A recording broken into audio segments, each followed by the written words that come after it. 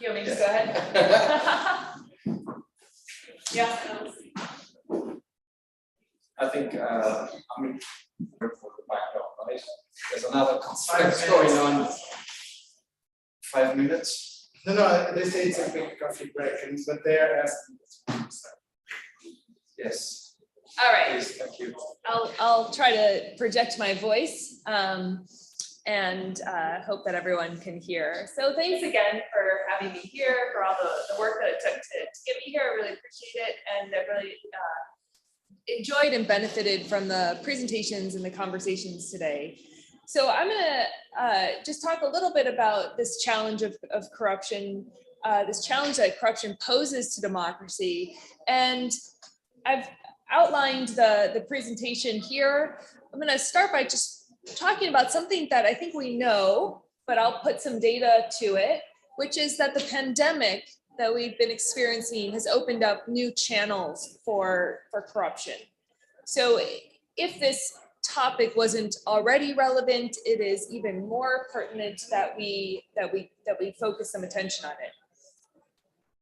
We, as scholars of democracy, as political scientists, may care a lot about whether or not corruption directly affects support for democracy. And I think that's an important line of questioning for us to continue. But I'm going to show you some evidence that suggests that it may not always have much of an effect, if any effect, on support for democracy when we look at that in a direct fashion. Rather, what I will show you are some of the ways that corruption undermines democracy indirectly. And I'm going to talk about three of more than three channels that undermining happens. One is by way of a corruption trap.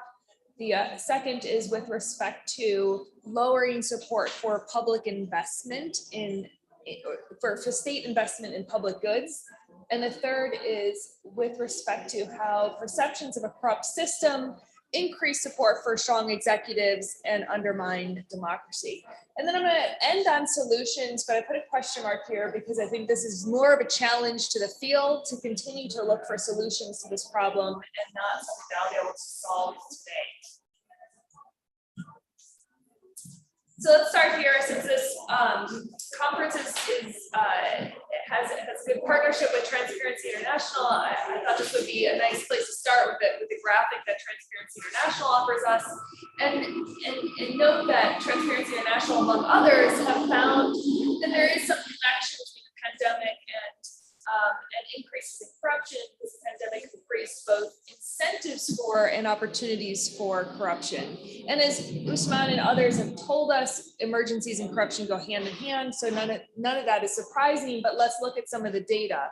So when we look at people's experiences with bribe solicitation under the pandemic, here I'm showing you data from the America's Barometer survey of the Latin America and Caribbean region. And this is showing you on average the percentage of people in each round of the survey who say that they were asked in the last year for a bribe by a public employee in the Caribbean region. That value was sticky at about 6 or 7% of people having experienced that type of bribe solicitation in the last year until 2021 when you see an uptick. And I can't document it for you, but I can theorize that there are two mutually reinforcing factors that may have led to that uptick. One is that more people needed government services, needed to contact public servants to request aid, assistance, and other services under the pandemic. So increased opportunities, but then also increased incentives. So bureaucrats, like ordinary members of the public, have been under serious strain, economic strain, personal stress. And so you have a situation where more people are presenting themselves for an opportunity to be solicited for a bribe, and perhaps more incentive by those stressed and strained bureaucrats to go ahead and request that.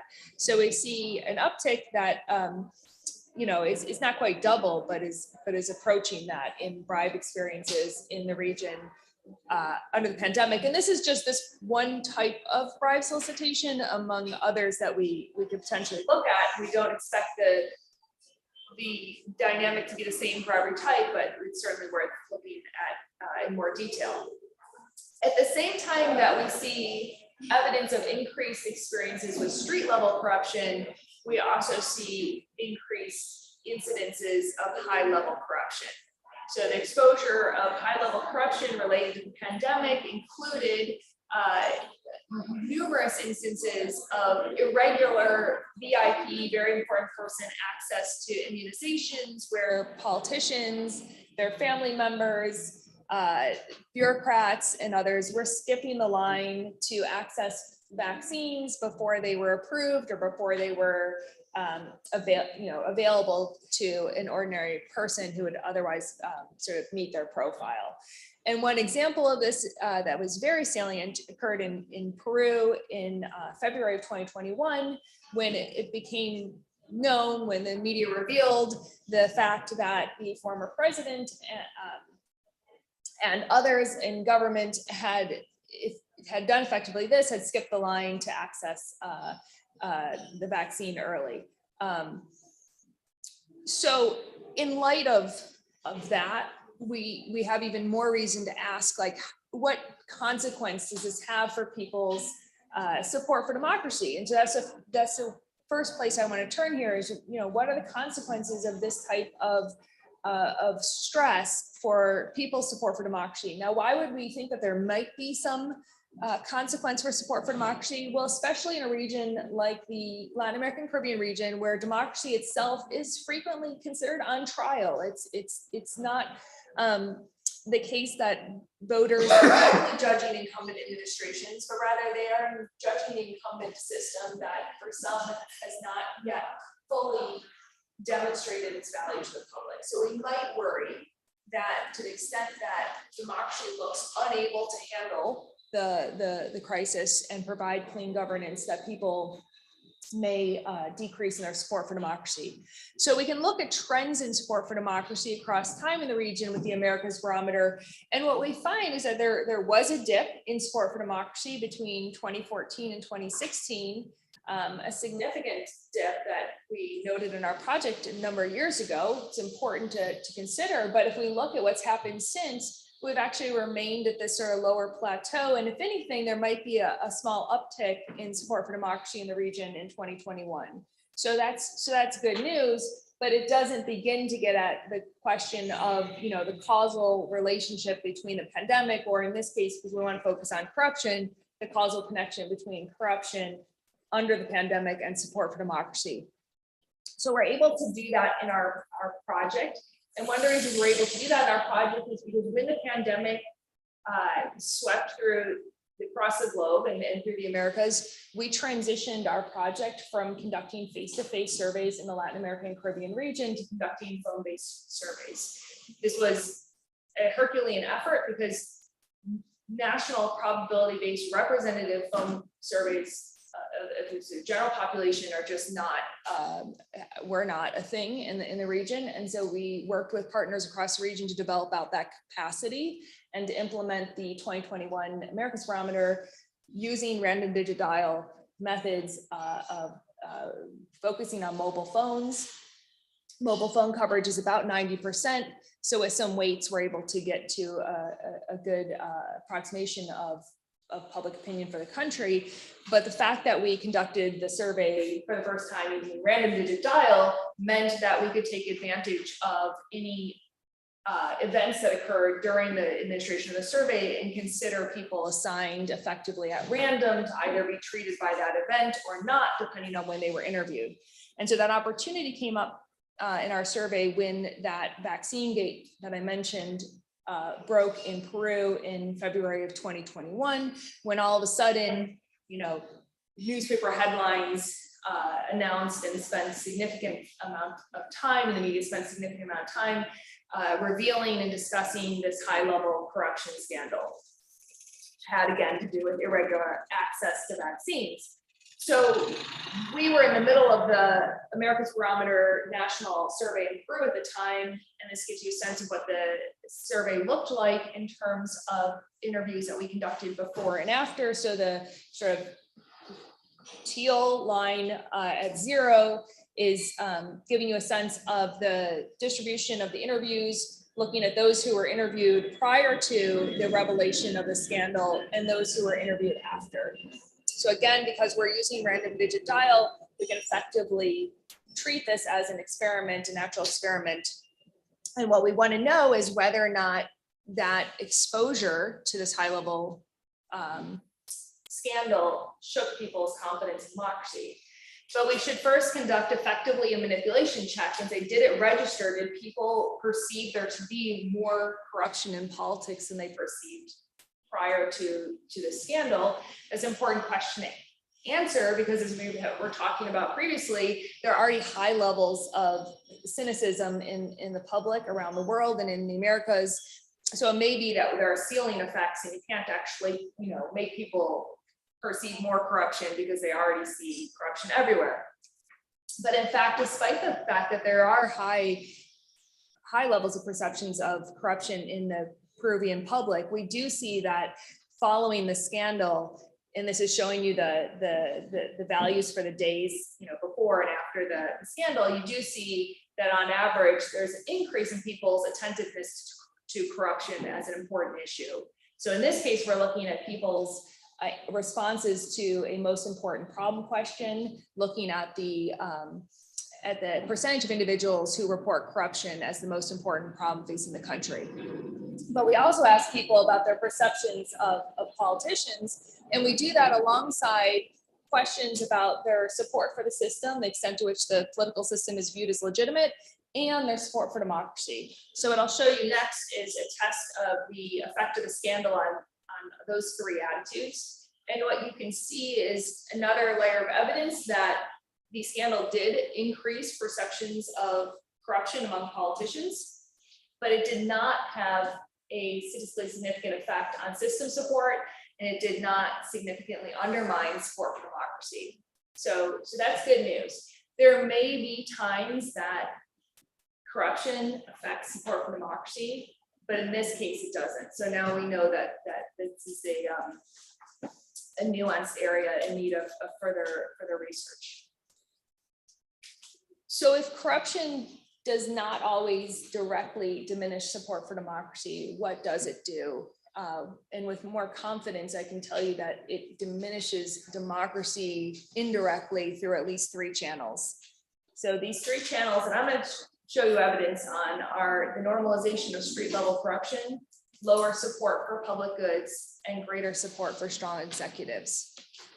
So beginning with the first, and I'm not the first and not the only one to note this. There's research on this, and I'm just going to show you some fresh evidence on it. So those of you who are already familiar with this notion of a corruption trap know that the thesis is that people's experience with street level corruption breeds a tolerance for street level corruption, that it normalizes the act and it leads them to be more likely to approve of it or tolerate it or engage in it themselves. We ask a question on the America's Barometer that's at the bottom of the screen here in Spanish. It says, effectively, given how things are going in the country, is it justifiable to pay a bribe? And what we wanted to look at was whether or not people who had experienced being solicited for a bribe over the past year are more likely to say it's justifiable. And in fact, the contrast is quite stark. So here we have the people who have been the victim of a bribe solicitation over the past year. And in this case, they've either been solicited for a bribe by a police officer or a public official, both, or those are the measures that are in here. They could have had other experiences, but these are the measures that we're tapping, or they did not experience either one or the other of those things. And you can see that 29% of people who have been the victim of bribe solicitation over the last year are likely to report, tolerating bribery, tolerating this form of corruption, whereas people who are not a victim are far less likely to tolerate that. So this is not a causal test. There are causal tests out there of this corruption trap notion. So I think it's fairly robust finding in the literature, and we find it here again. So one way that corruption diminishes democracy is indirectly by breeding tolerance for more corruption. The second mechanism that I want to give you some fresh data on is with respect to lowering support for public investment. Again, not the first and not the only one to make this argument. There's a really nice new book by some scholars associated with the Inter-American Development Bank that looks at the relevance of trust in institutions, trust in people, trust in all sorts of ways for people's support for public investment. But of course, that argument effectively goes back to Putnam and others. So again, not inventing something new here, but showing you some new data. What we did in the Americas Barometer in the 2021 survey is we asked people whether or not building or renovating in their house would likely require a bribe. So what is the likelihood that if they were to build or renovate, that they would have to sort of bribe someone for that authorization, for the permit to do so? We also asked them whether or not, to what extent they support government investment in regulation and code enforcement. So this is a really important topic, especially in a time period where natural disasters are becoming increasingly lethal, increasingly destructive to people and to property.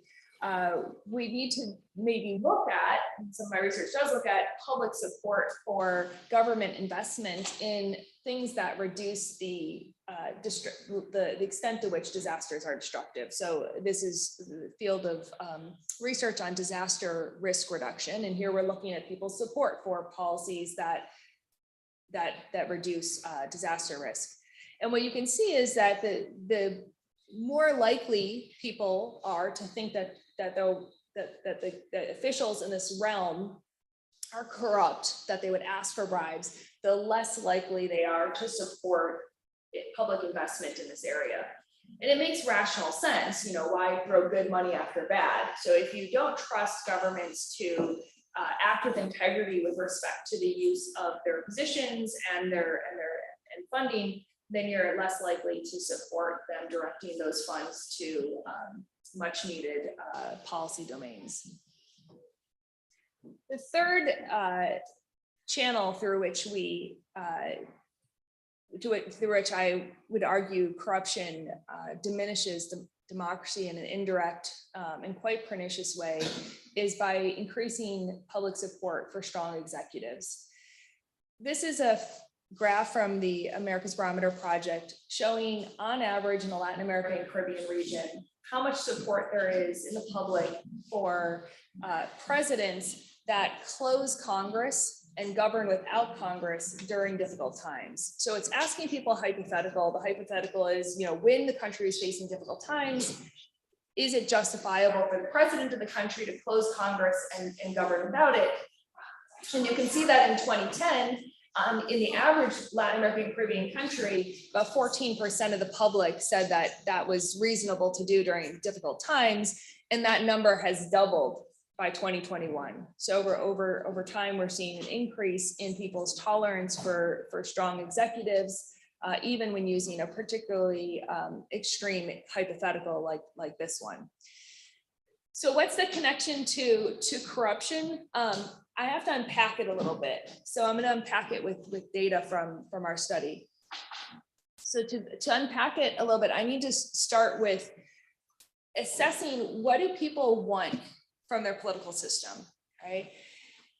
And Maslow, we went back earlier in time to classics. So go back to Maslow. Maslow tells us that what people want first and foremost is physical security, at least a classic kind of conventional interpretation of Maslow. Maybe a more nuanced reading sort of suggests something different, but the conventional understanding of Maslow's hierarchy of needs is that people first and foremost want physical security.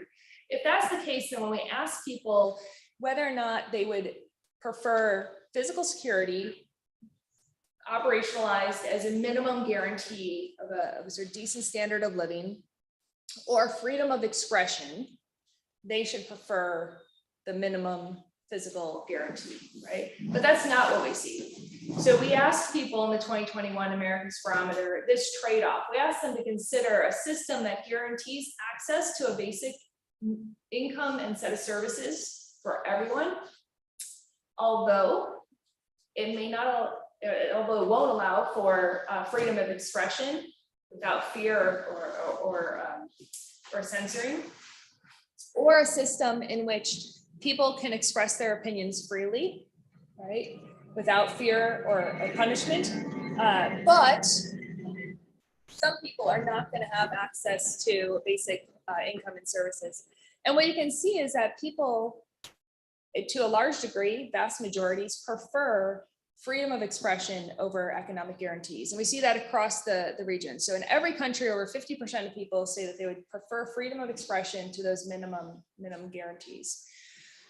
So then what happens when we ask them to make a similar trade-off, but we ask them to consider elections, which for political scientists are one of the main mechanisms through which individuals will take that opportunity to have freedom of expression and channel it into government. So it's our core mechanism for channeling input from the public into government.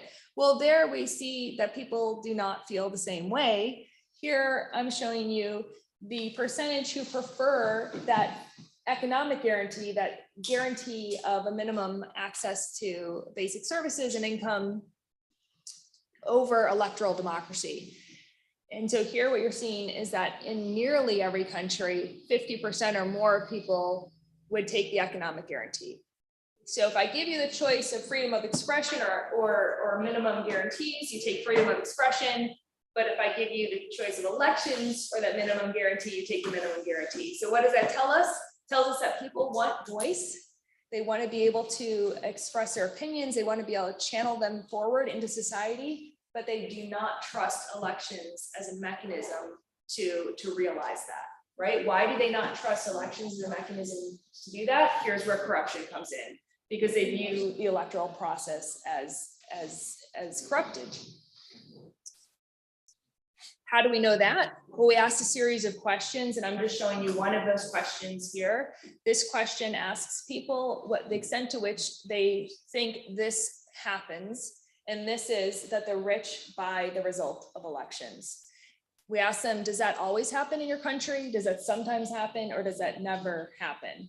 And here you're seeing the percentage of people who say that the rich sometimes or always buy elections. You can see that in Paraguay, 95% of the public say that elections are rigged in favor of the rich. 95%. Over 80% in most countries. And there are a couple of countries, Costa Rica, Chile, and then Uruguay, where the results look a little bit better. But even in Uruguay, 45% of the public says the rich sometimes or always buy elections. So people think that elections are corrupted.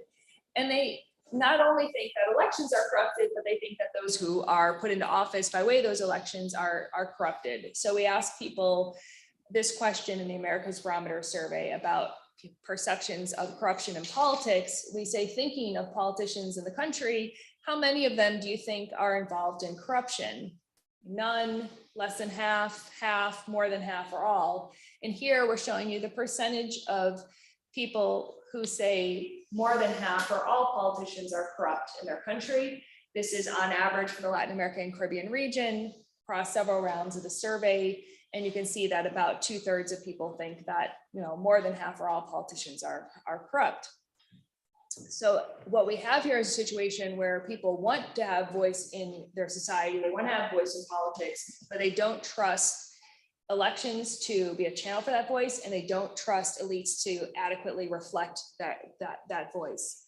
And it's in that context then that we see this tolerance for what we call executive coups, the hypothetical situation, which is not so hypothetical in a number of countries in the region, where the president during difficult times closes Congress and governs without it. Clearly, they're trusting a politician here, but not all politicians.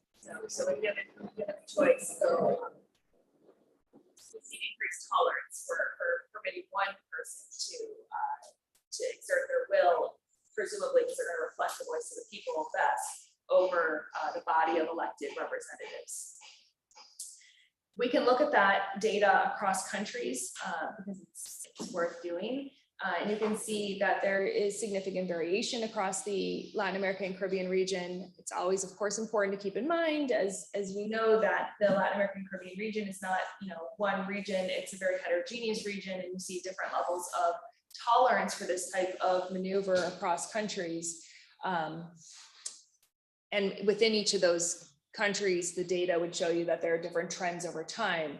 I wanted to point out one of those trends over time, which is for El Salvador. So El Salvador is the country that you see at the far end of the graph, that where 51% of people reported in 2021 that this is, sometimes this can be justified in difficult times for the president to close Congress and govern without it. And that percentage, 51%, is a significant increase from prior years. So this is what it looks like. The percentages of individuals in El Salvador would justify an executive coup more than doubled from 18 percentage points, and it had been fairly steady at that level for a number of rounds of our study of our project since 2010. Jumps from 18% to 51% in 2021. Well, what is this? How does this connect back to democracy? My argument would be that this provides the executive, not our survey results, but this sort of pulse within public opinion, provides the executive with room to maneuver in undemocratic ways, or in ways that run counter to democratic principles and norms, and that is indeed what we've seen in El Salvador. And just recently, the president announced that his decision to run for re-election, despite being constitutionally prohibited from doing so, which is effectively a softer version of an executive coup. All right, so what are the solutions? So one solution is to promote good governance and transparency. And we heard about this before today during the discussion earlier today. We know that there are nuances to this, that sometimes it can backfire, sometimes it can be ineffective. But there is some evidence that efforts to promote good governance and transparency can have positive effects on public opinion and circle back into governance. And so I'm showing you a graph from some work by colleagues of ours who are bridging the academic and the policy divide. So a colleague who's at the Inter-American Development Bank in the research unit, and a colleague who is in academia, who collaborated with us to collect some data where they ran an experiment asking people to reflect on to report on their willingness to invest more resources in the police. And they randomly assigned people to different information frames before doing so, and some were given the information frame that you see here. So this is taking the data that they had for the case of Chile, and they asked people in the survey that we did in Chile, some of them, to reflect on this information, that in the case of Chile, that police bribery is among the lowest in the Americas. And in fact, if you recall data I showed earlier today, I don't know that you would, that is indeed the case. So then they asked people who received the treatment or did not receive the treatment, so that's the randomization into a control or treatment, whether or not they would be more willing to pay to devote more resources to the police. And in fact, they find greater willingness to invest in that public service when people are given information about good governance. So it's the joint union of good governance and transparency that matters here, right? That there's actually good news to report and that it is reported. So promoting good governance and transparency does seem to shape public opinion. But the question I think that we have to grapple with, and the reason why there's a question mark here is, but will voters take that information into consideration when they vote, right? So we've had a long conversation here this afternoon about the vast amount of research. This 2 sites that I put up don't nearly capture that vast body of research, but the vast body of research that shows that it's often the case that voters will not take this into consideration information. Be more specific, but they will not always punish politicians that are engaged in corrupt activities, and perhaps then by extension, they won't reward good governance and transparency. And I want to conclude by saying two things about that sort of point. So the first is on this, or the negative news that we're all aware of, that there is a lack of evidence that voters are eager to punish corrupt politicians. There are a number of different reasons for that. And one we discussed earlier, and I want to bring it up again, which is that it has to do with the cynicism that voters have towards politicians. So you saw it in the data I showed you.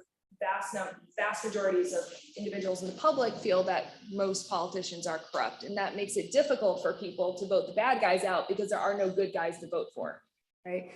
And Nara Pavo's work, among others, has shown us that really nicely. And then there's some work that I've done that, again, wasn't the first to do it, but we put forward some new evidence showing that people are willing to make trade-offs with respect to good governance and economic returns, where they'll favor economic returns over good governance. There's an optimistic way of interpreting that work that I did with Daniel Zumbo that I actually think might be overly optimistic. And that optimistic way of thinking of this is that when economic times are tough, when we're in crisis, that people will be sort of there will be more punitive. And indeed, we see some evidence of that people will be more punitive in their orientations when times are tough. So more punitive of corruption, less tolerant of corruption when economic times are tough. However, the challenge is that the data show quite clearly that politicians will be more rewarded for focusing on delivering good economic times in some form or another. So if a politician is facing both a situation where corruption is pervasive and voters want them to do something about that, and the economy is bad, they can address one, the other, or both. If they raise the vote economically speaking, voters will lose interest in corruption. So the incentive for politicians is to focus on the economy. So even though it looks like sort of good news, it's not sufficient, right? So there's that wrinkle in it, which I think makes this a really, really difficult problem.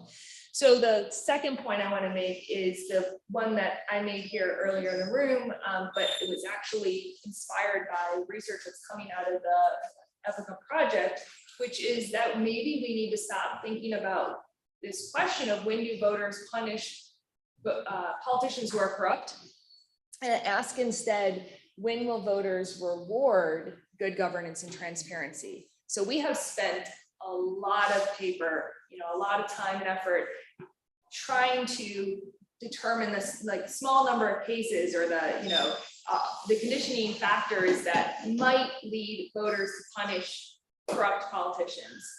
We have not spent, as a discipline in political science, nearly the equivalent amount of time. In fact, we've spent only a fraction of that amount of time looking at when voters will reward politicians for engaging in good governance and transparency. And maybe if there are answers there that are yet to be found, that might give us one new set of solutions to consider when trying to tackle this challenge of the insidious nature of corruption for democracy.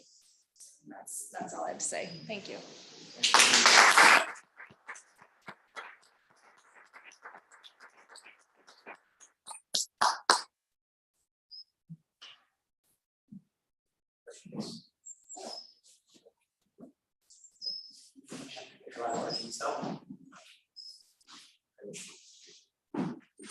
Like some questions, and we just going to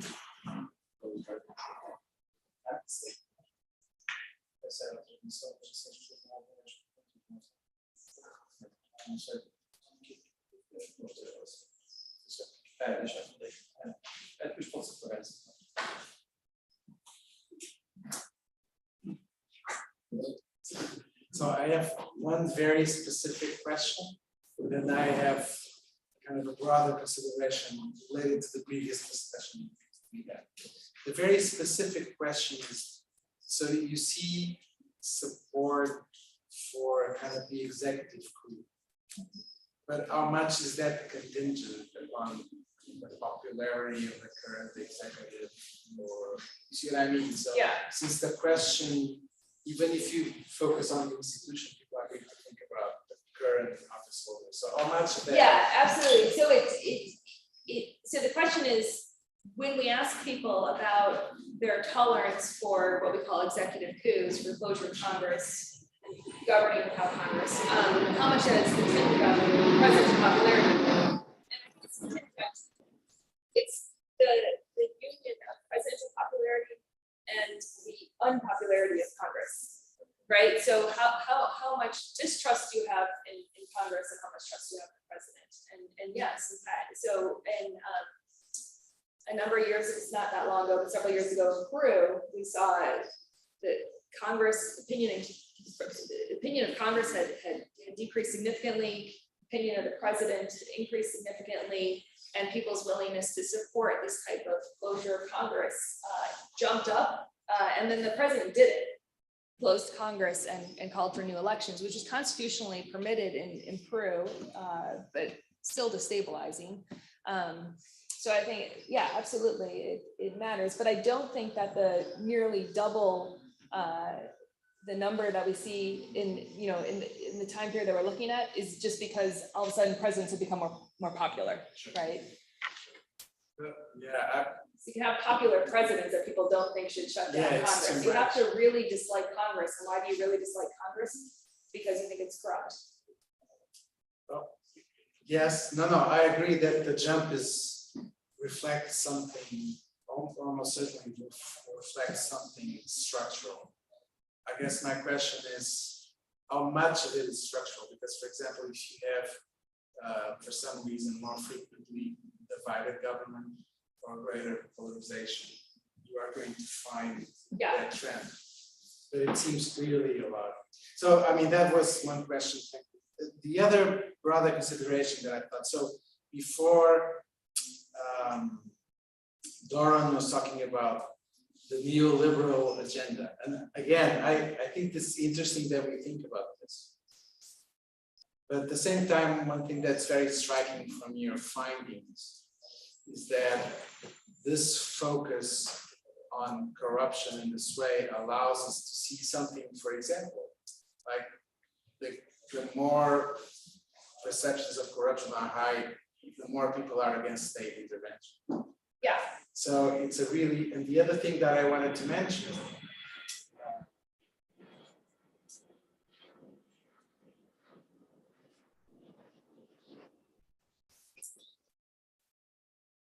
that I think is somewhat related. It's a finding from a paper, an article I wrote with some economist authors in Portugal, which is people in more transparent municipalities. I mean, I won't go into how that is measured, which is always questionable as everything, but in more transparent, it seems that people do not reward so much short-term improvement in their conditions of life, because they tend to reward more structural investment, like in education.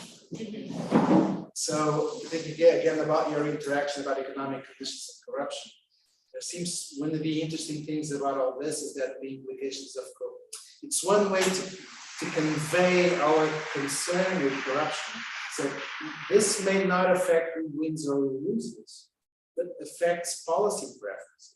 And if who wins or loses, if politicians care about people's policy preferences in democracy, this will affect policy in the end. So yeah, I think that certainly does seem to be the case. And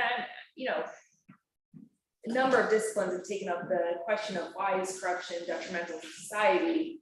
The economists tell us it's because it drains a lot of money out of the economy, and I think that that's very important. And I think that where political scientists can come in are on these dimensions, right? What are some of the socio-political dimensions of corruption or what are the ways in which corruption undermines politics? And so we can see that, I think, absolutely in that relationship I showed you here, but also in some other work.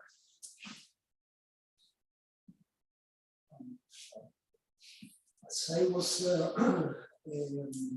hearing you, I was thinking of all this literature on the breakdown of democracies, finding book, the new Levitsky and Sibler. And I remember Aqualif said that in the 1930s, the key was the relationship between efficacy of the regime and the deposit of legitimacy. Your deposit of legitimacy for the democratic regime was high, you could bear a lot of problem of efficacy. Yeah. Right.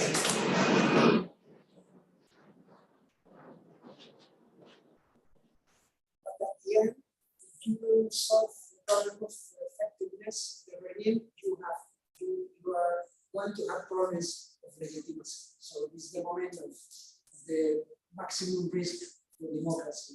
So, so when you are posing this trade-off of good governance and solving economic problems, it's a false trade-off. I mean, you are condemned to take into account both poles of the trade-off. I mean, you cannot push for good governance reforms without having success in the economic efficacy pole of the regime, the working of the regime. Yeah, I think a lot of social scientists would agree with you, but I think that when we think about kind of the types of trade-offs that might lead to support for populist leaders that hollow out democracy, we think of people prioritizing short-term improvements in their economic well-being for, sort of prioritizing that over some, over things like, the ability to hold politicians accountable in the voting booth, right? So I think, do you agree? I mean, I think social scientists would agree with you that it doesn't have to, that these things are not intention, that democracy actually would be a way for, these things to be realized. But I think that what we were trying to get at with the question is a trade-off that people seem to be making in the moment when they make a decision over whether or not to hold steadfast to elections and the processes around them as a way to as the most important kind of value to express. Does that make sense? We are thinking in a way out of this situation. We have to take into account that we have to push both ends, both poles at the same time. So you are not going to get rid of this just pushing for good governance reforms if you not guarantee a minimum level of efficacy in the working of the political regime. Yeah, I think that's right. And I think the other thing that comes across in our analysis of the data and what I showed you here is just how important people's the opportunity to express voices in development.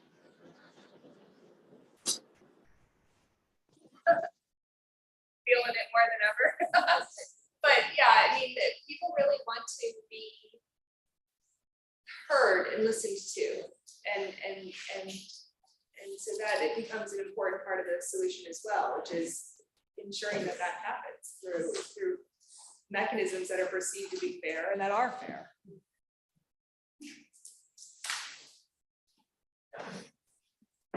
Yes, your presentation focused very much on the negative linkage between corruption and democracy. I was wondering what you think of the more or less dominant approach among criminologists and also some economists that corruption is linked to organized crime. Mm-hmm. This triad, corruption, organized crime, of course undermines governance because it undermines the judiciary, the rule of law, and according to economists, this is a major obstacle for growth. Yeah. And then countries are trapped in a vicious circle because they have no growth, they can no longer invest in the police, in the judiciary, and this is more the poverty trap of Africa, many African countries. Yeah. What do you think about that? That way of thinking about this issue? Yeah, no, well, I completely, I mean, I agree, and I think there's a lot of evidence behind that. So by putting forward these mechanisms, I wasn't intending to challenge any others. I just was thinking about mechanisms that, you know, political science might be more at home talking about.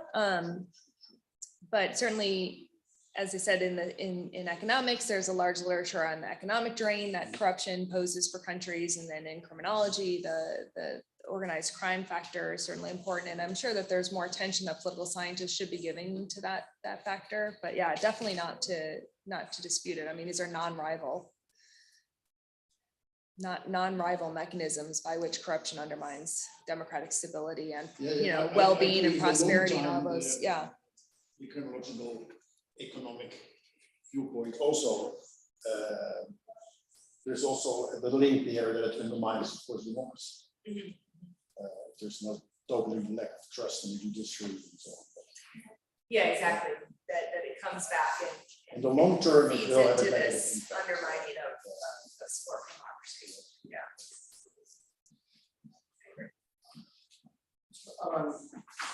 You mentioned at the end that in contexts where quality of governance and economic returns are critical, people are asked to choose a candidate that addresses these two issues, that they prefer the candidate that addresses the macroeconomic context. Maybe.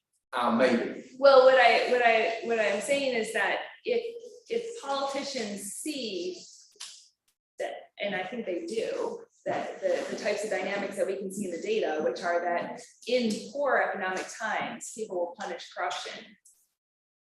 They will also punish the politicians for those poor economic times. So fix corruption, and they're still going to punish the politicians for the poor economic times.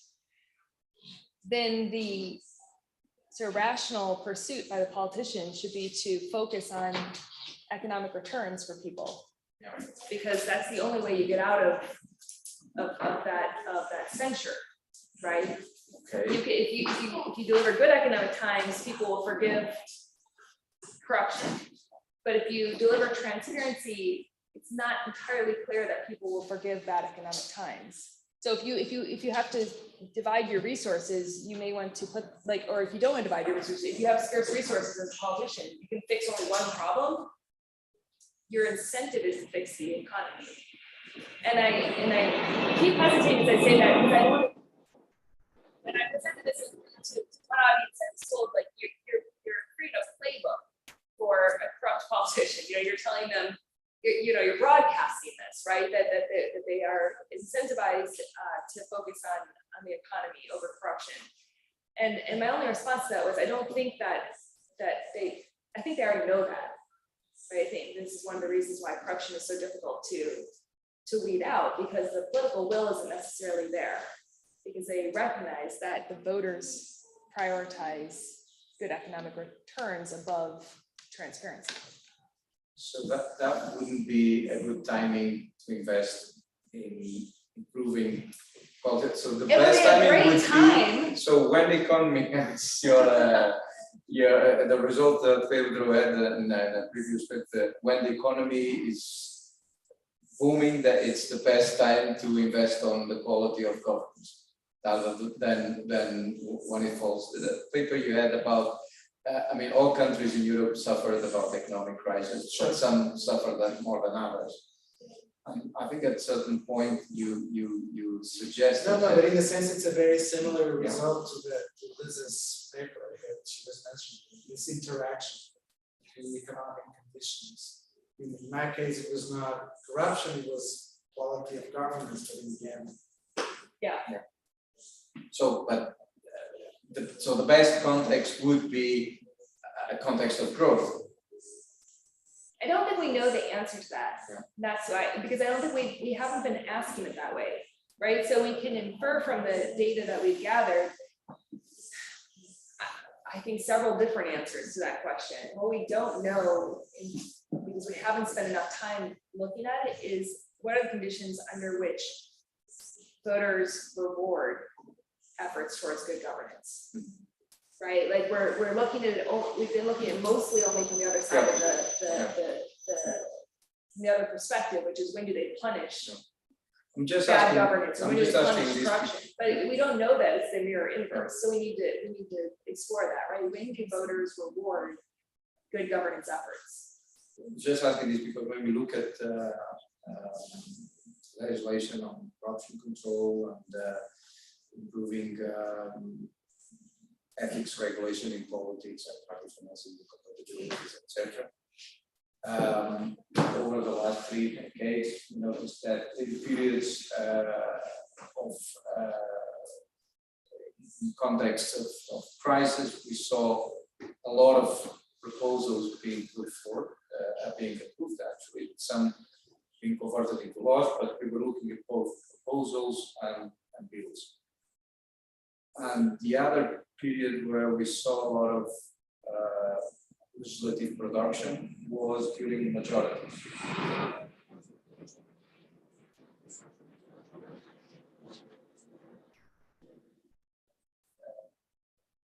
87.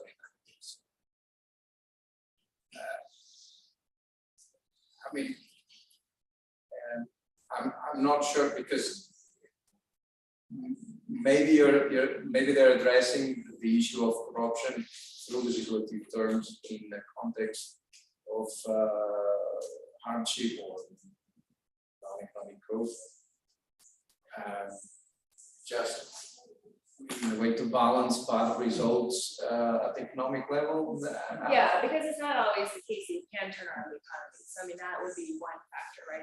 I said you should focus on the economy, but you can't always turn around the economy. So if you're, yeah, certainly if you're a politician, you're thinking about where your incentives line up and what's strategic for you to do. And that's the only thing you care about is what's strategic and not anything else, which arguably you should care about other things too.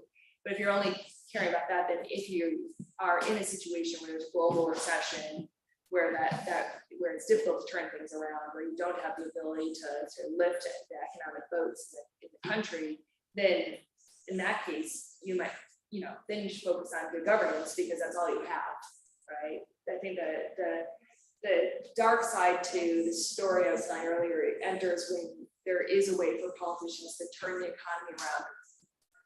And the worst scenario in that sort of dark scenario is when politicians effectively just buy off the voters, right? With short-term material investments, because that is, but they would have to have access to that set of funds to be able to do that. So where they can't, where their hands are tied, they are incentivized, and we ought to see more effort towards good governance. I guess the other argument that you could make to tie all this together, but I think would have to be looked at more systematically, is if it is the case that voters are going to be more supportive of government spending on public services, are going to be more in favor of government spending on public services when they trust government, then in times of economic surplus, when governments have that money to spend and therefore might have more of an interest in actually doing that, then they might be incentivized to pursue good governance and buy the public will to devote to put the funds towards their programs, the programs that they want to see realized, which would suggest that there are incentives for politicians to enact good governance reforms in good economic times, and they're tied to ensuring that they have public support for the policies that they want to pursue. Just one final thing, and that might actually have consequences also on the quality of the good governance reforms or anti-corruption reforms. So in the context of crisis, if your option to go to this is because you cannot manage the macroeconomic, you might end up with shallow reforms, just showing that you're doing something about. Whereas for structural reforms like digital transition in the administration or even investing in criminal investigation, etc., you would need resources which you can only afford when you are in a growth situation. Right. I have three comments. First of all, I have a case that justify your fears, the Israeli case. These days, Benjamin Netanyahu is competing for a prime minister, and he's talking about the economy. He's under serious criminal investigations, and his campaign is entirely about economic crisis, which he was responsible. I mean, he was the prime minister for 12 years, was 1 year out of the office, and now he's talking about the economic crisis. I think it's exactly what you were saying. And the other camp is new governance and all the nice things, and he's talking about economy, and it seems that it's very popular. So if you need a confirmation for your fears, you have one. I want two other comments.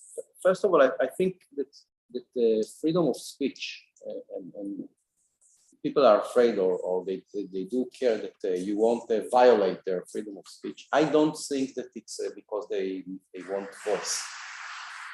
I think it's because to violate freedom of speech is a totalitarian regime.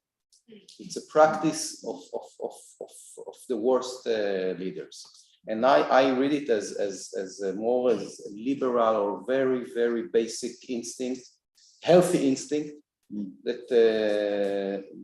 which is, and then you don't have to give up Maslow, because a regime that violates my freedom of speech is a regime that can put me in jail and can kill me. This is I think it is more.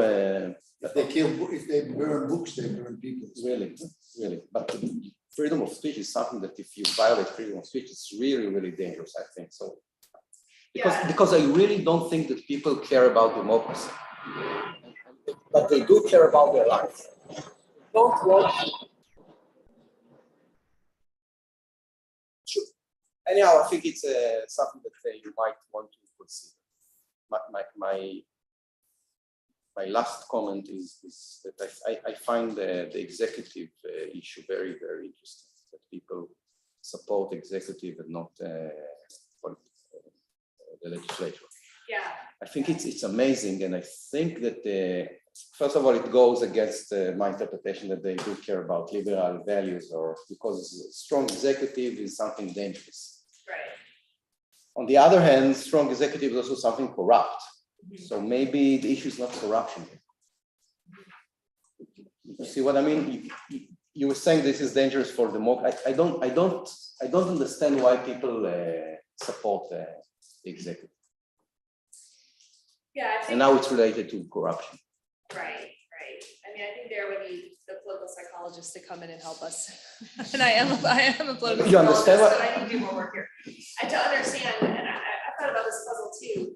I mean, what's the difference between a politician in the executive branch and a politician in the legislative branch? I mean, If he's corrupt, arguably, corrupt president is yeah. something terrible. So it's not entirely clear why people are willing to put their confidence in the executive branch over the legislative branch. I don't know the answer to that. Yeah, so I just am not gonna have, but I think it's.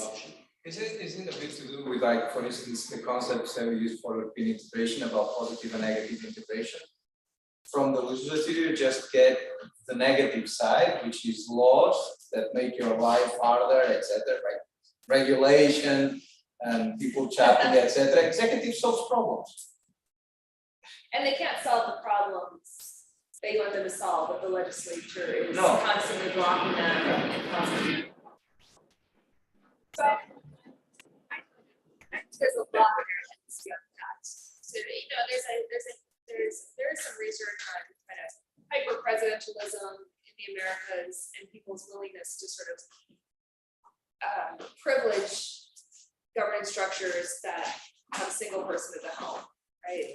But I don't know that we've sufficiently explored that. So I think that's an area where more research has to be done. And your point on whether or not people's refusal to give up freedom of speech is really more out of fear of totalitarianism than desire for a speech is a fair point. So I think more research is needed there as well, right? Is this a desire that people want to see, they really want to see this realized that they have voice, or are they just trying to protect the sort of, are they drawing a line?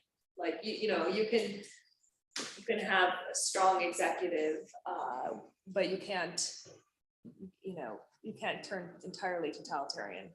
It may be that that's more an expression of a line being drawn. I think that, the sort of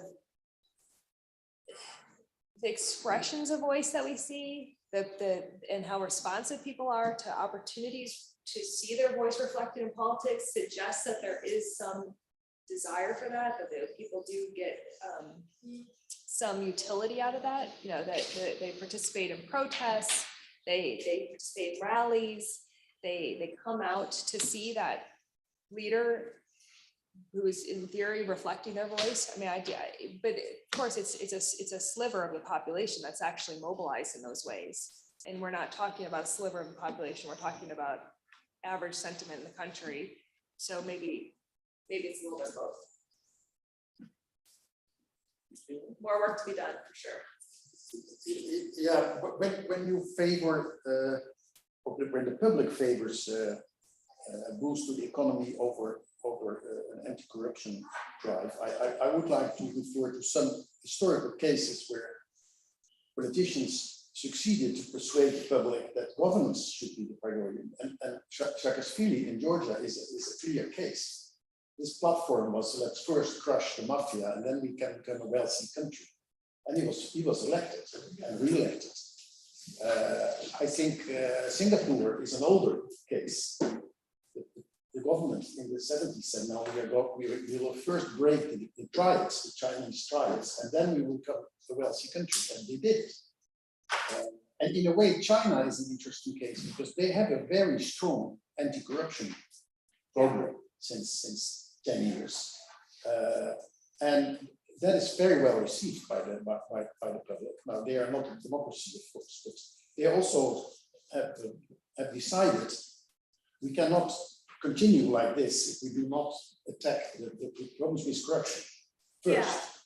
So I think what you're doing is identifying like where that research agenda could go in political science, which is to think about what are the ways you frame efforts around good governance and transparency. So maybe not as just an end to itself, something that we value in and of itself, but more than that, a way to bring about economic prosperity. So that would be one direction for political science research. That'd be very interesting, would be to look at like the ways in which you frame these initiatives and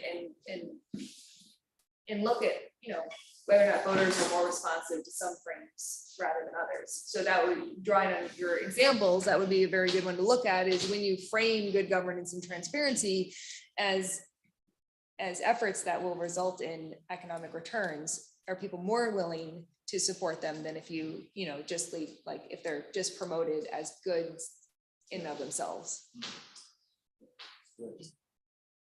Sicily is another case. The local government in Sicily who made the fight against the mafia the one and only priority. Yeah. Okay. We have reached our time, and I'd like to thank Liz for the wonderful seminar, for sharing these results with us.